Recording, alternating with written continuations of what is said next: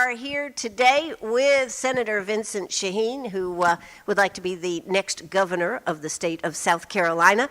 How you doing today, Vincent? I'm doing great. We started out our day in Greenwood and now on the road heading over to Horry County. Well, that's a short trip. We are crisscrossing South Carolina every week and having an absolutely great time talking to people in the state about how we can change our government for the better. It's really exciting. Well, what are you hearing from people?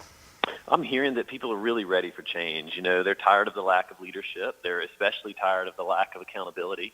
I believe that they really want to see a governor who's engaged in the things that mean something, not just the political ideological talk. They want a governor who will support four-year-old kindergarten expansion so every kid has a chance to go to four-year-old kindergarten. You know what I hear? They want the basics fixed. They're tired of their roads falling apart, their bridges not being fixed.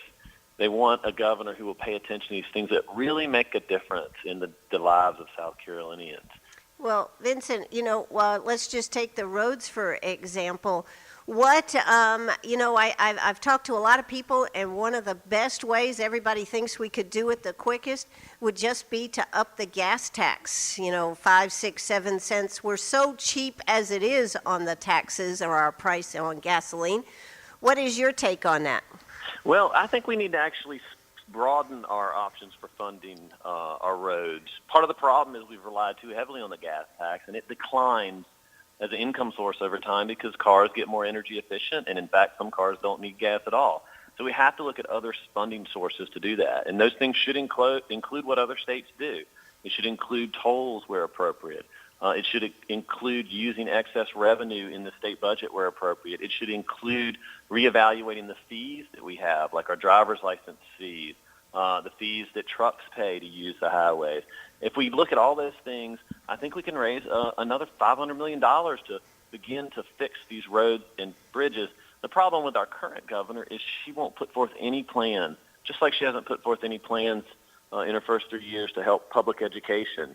I think what people are really desperate for out there is someone who will lead and begin to fix the problems of the state. And instead, over the last 3 years, we've seen things hurt our people coming from state government, like the hacking scandal that affected over 3.5 million of us, Sure. where the governor's Department of Revenue lost over 3.5 million records. Sure. Those are the types of things that should never happen in the state government.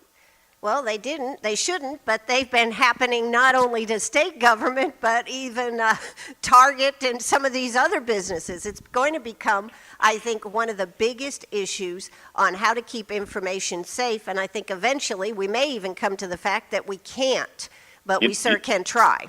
You're right, and I think the biggest point is when these things do happen, how do we react, whether it's a government or a private business? And we know our government covered it up for 2 weeks. We know our government and Governor Haley has a report about what really happened that won't be released to the public.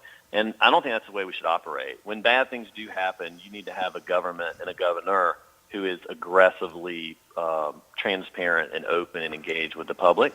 And we need to have we're seeing the same thing in the Department of Social Services right now, where we've seen that numbers have been monkeyed with to try to show better results. And we know that in Richland County, as a result of that, we had a child's death where DSS was called 17 times and didn't react and didn't do anything. And unfortunately, the results were really horrible. So I think bad things will happen. The question is, do we have accountability and openness in our state government that will address them? And that's what's missing right now. Well, Vincent, I think we could take that all the way to the federal government on transparency. We seem to have problems all the way down the line on that. But I would like to just go back to the roads because you said something very interesting about charging fees.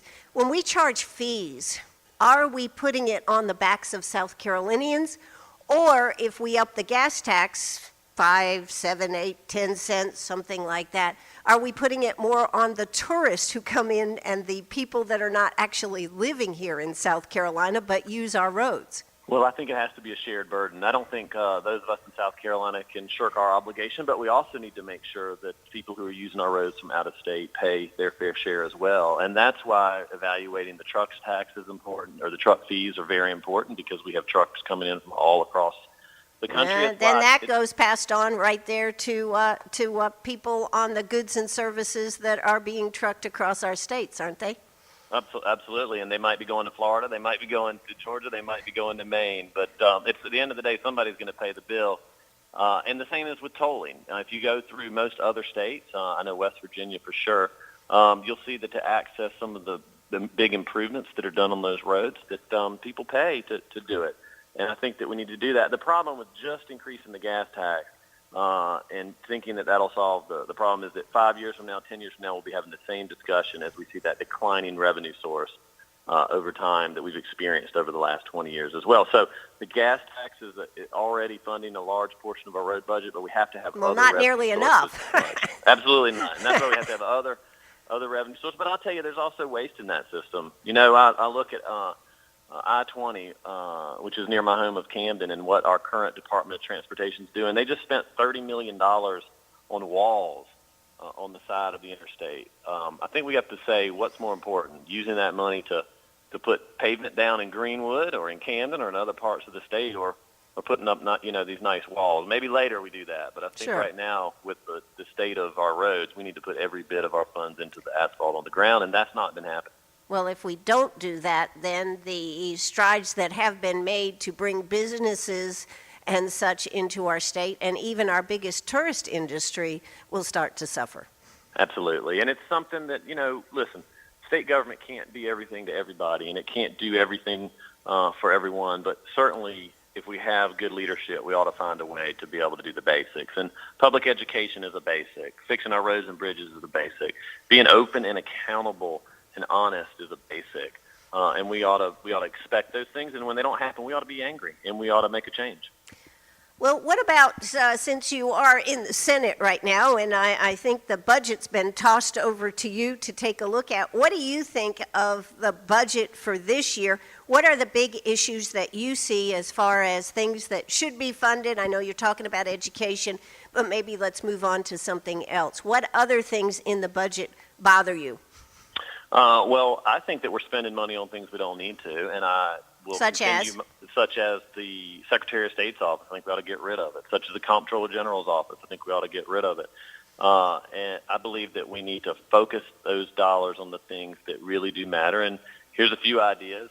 I can't get away from education because it's so important, but we need to have 4-year-old kindergarten in every county in the state full day. Georgia has it, North Carolina has it. We need to send our kids to school full day? 4-year-old kindergarten opportunities. No, not full day is your normal school work day or your normal school day. But right now we don't have 4-year-old kindergarten for many of these counties.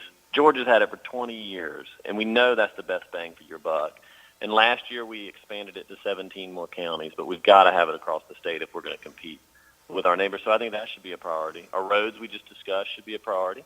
And then we need to make sure that we take care of the other needs of the state. And I believe that those include taking care of, for example, the people who had their information hacked into from the hacking scandal. I think that includes taking care of the folks in Greenwood who were exposed to tuberculosis in last year. You have a bill, I think, that Senator Nicholson introduced. We do. I'm so thankful he has.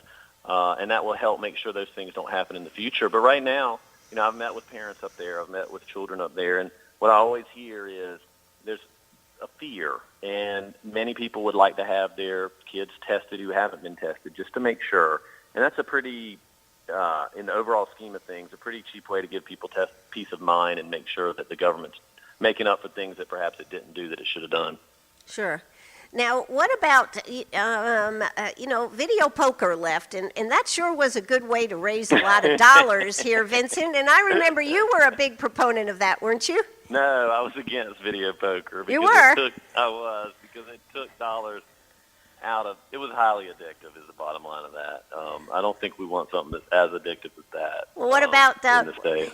What about medical marijuana then and all this discussion? How about, where do you fall on that? So I don't believe we should legalize marijuana. I do believe that doctors should be able to prescribe medicines that are needed. I don't think that at this point anybody's shown me that that marijuana is one of those that doctors think they need to prescribe. But I know that other states have legalized marijuana. I don't think we're going there in South Carolina, and I don't think we should. I think we need to focus on the things, and I think we get distracted a lot of times by what, the hot button issue nationally, and I know our governor likes to talk about national politics all the time. You know what? It might not be glamorous, but we need to fix our schools. We need to fix our roads and bridges. We need to make sure we have a government that is open, that is not hiding things, that is fully open when we have problems. Well, and we don't have that in South Carolina right now. And until we fix those basics, these other issues really aren't going to really be on the top of the agenda. Well, Vincent, I know you're talking about 4-year-olds, but what do we do for that generation of young people who are graduating that can't read and grew up in just not able to read? They can't get a job, and then that becomes a burden not only to the state, but for our country. That's a great point, because we really have to start early, but we also have to look at the end of education and see where these folks are going. And right now, as you know, lots of them drop out before they actually graduate. Over 30% of the kids drop out somewhere along the line, and we've got to do a better job of keeping them in school. I believe that means not just providing them with the expectations of going to higher ed and training for that, but linking them directly into our technical colleges and the businesses on a track that they would want, that can help them do those practical jobs that we know need to be done. You know what? You can get paid a lot of money being a plumber or an electrician or a bricklayer. And right now we offer little in that regard to promote that, and we've got to change that. I think the technical schools can be a key partner in that, but we also got to change that curriculum in high school so that we can get these kids and young people really into good paying jobs that are needed. Absolutely. Now, Medicaid expansion. You believe in Medicaid expansion? Am I right on that? I believe that we should accept our Medicaid money into South Carolina and use it here in our hospitals and doctors' offices. Right now, we're going to be sending over $1 billion of our federal tax dollars to states like New Jersey and New York and Virginia, where they are going to use those dollars to help working people. And I think we ought to help working people here in South Carolina, especially if it's going to be on my and your dime, which it is. And what about personally? Have you signed up for the Affordable Care Act? No, so I have not signed up for the Affordable Care Act. I'm on an employer plan. But you know what? Just like Nikki Haley, I am on the state health plan. And it seems to me that it is very hypocritical for her to keep our Medicaid money out of the state when she and I are on the state health plan. So as that comes up, but what happens, 2 years, or how many years do we get before the government bails out and then we have to cover it? So right now the federal government pays 100%, but remember the federal government is just our tax dollars. Right, I remember that real well, Vincent. Yeah, I do too. I pay a lot of it, I'm sure you do. And we're sending those tax dollars to other states right now. But so after 3 years, the state would pay 10%. And the federal government would pay 90%. And I think at that point we have to evaluate it and say, hey, is this bringing more economic revenue into the state so we can afford that 10%, or should we stop it? And I am, as I have proven in the past, more than willing to stop programs if we need to because we can't afford it. So I think you have to reevaluate it, and that's what leadership is, right? It's saying what's the best for the people, and if you don't have the courage to accept your federal funding when it's in the best interest of the people, or to cut it off when it's not, then you're not really a leader. Now, one more question.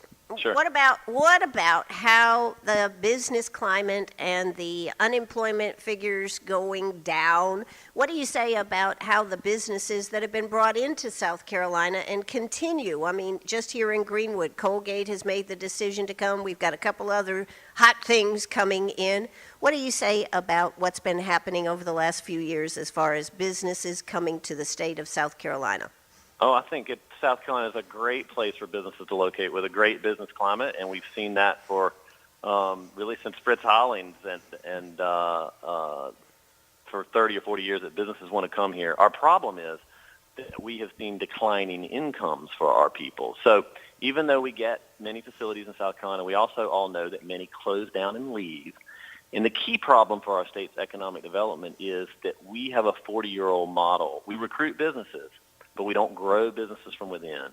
We have got to have South Carolina-owned small businesses be more successful because that's how you build wealth. And so for 3 solid years, our citizens have been declining in their income. And I believe the only way we're going to change that is if we promote small business growth, because small business creates wealth. That means we have to lower property taxes on commercial businesses. They have risen dramatically over the last few years, and we've got to change that, and the state government has to help do that because the state government shifted the burden of school funding on the commercial property taxes. And we've also got to have that better educated, more entrepreneurial workforce that many other states have if we're going to be successful long term. So it's sad to see so many young people leave this state. They do. We're the only southeastern state that loses its young people on average, and it's been sad to see incomes decline. But I think we can turn it around, and so I'm excited about the changes that we can make. Well, that sounds good. You know, Thank you. I'm going to look forward to having you come sit down in my studio right here in Greenwood. I can't wait to come. You're a great host, and I hope to see you soon. We're getting ready to hit the road again. All right. Thank you so much, Vincent Sheheen. Bye-bye. Good luck. Bye-bye.